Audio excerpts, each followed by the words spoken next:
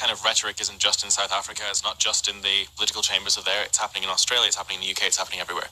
This kind of creeping anti-white racism. You see it with tweets with political people in America. You see it with tweets and political people in the UK.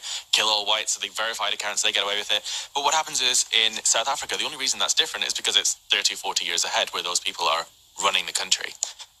It's super, super scary seeing it on the ground. We actually interviewed some of the top members of the Black First Land First group, which say that they want to kill all white journalists and they want to confiscate white land using the army and the force, and they want to make South Africa black again. We interviewed the senior deputy leader of that, and she didn't know who Lauren Southern was, but she was very, very honest about what she wanted to do with that country. Her views, she said every single place she went up and down the whole of South Africa were accepted. Everywhere she went, everybody embraced her views to violently remove white people.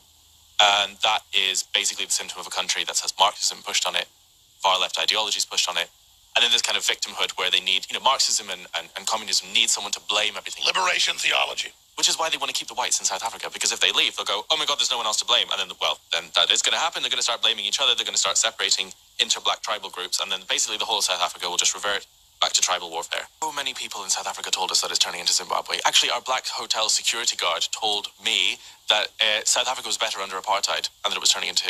there is a massive storm and cloud of evil over South Africa. It's sweeping the West, but it's going to be catastrophic for the people there. It was so heartbreaking interviewing all the families who had been affected by this, who have had their daughters raped, mutilated, murdered. I interviewed the woman who said that she had to clean the skin from the rim of the bath from the 12-year-old boy that was boiled alive in one of the house robberies.